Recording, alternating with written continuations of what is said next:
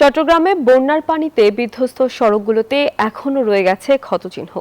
এখনো সংস্কার হয়নি এসব সড়ক ও জনপথ বিভাগের তথ্য মতে বন্যায় জেলার 241 কিলোমিটার সড়ক ক্ষতিগ্রস্ত হয়েছে। এর মধ্যে সবচেয়ে বেশি ক্ষতি হয়েছে সাতকানিয়া ও বাঁশখালীতে। আবু জাবেদের ছবিতে চট্টগ্রাম থেকে নয়ন বড়ুয়া জয়ের রিপোর্টে থাকছে বিস্তারিত। চট্টগ্রামের বাঁশখালী ও সাতকানিয়ায় বন্যার পানি সরে যাওয়ার পর সড়কের বেহাল অবস্থা ফুটে উঠেছে। যেখানে সেখানে তৈরি হয়েছে বড় বড় খানাখন্দ, ক্ষত বিক্ষত হয়েছে সড়ক মহাসড়ক, ফাটল দেখা দিয়েছে অনেক স্থানে।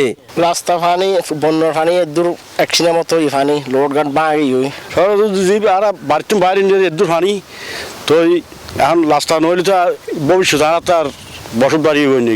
চট্টগ্রামের সড়ক ও জনপথের 241 কিলোমিটার রাস্তা ক্ষতিগ্রস্ত হয়েছে। তবে বাঁশখালী ও সাতকানিয়ার গ্রামীণ সড়কগুলো সবচেয়ে বেশি ক্ষতিগ্রস্ত হওয়ায় চরম দুর্ভোগে বাসিন্দারা।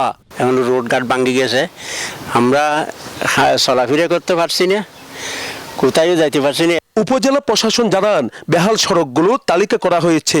জাতীয়, আঞ্চলিক ও জেলা মহাসড়ক মেরামতে স্বল্প দীর্ঘমেয়াদী বরাদ্দের জন্য প্রস্তাবনা মন্ত্রণালয়ে পাঠানো হয়েছে। আমরা চিহ্নিত করেছি এবং আমাদের স্ব ডিপার্টমেন্টের মাধ্যমে এগুলো আমরা সংশ্লিষ্ট মন্ত্রণালয়ে পাঠিয়েছি।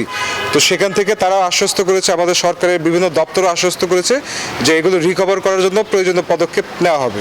ক্ষতিগ্রস্ত সড়কগুলো স্বল্প মেয়াদে মেরামতের জন্য 34 কোটি 55 লাখ টাকা এবং দীর্ঘমেয়াদী মেরামতের জন্য 210 কোটি 29 লাখ টাকা বরাদ্দ চেয়েছে সড়ক ও জনপথ বিভাগ। নয়ন বড়ুয়া জয়, নিউজ 24, চট্টগ্রাম।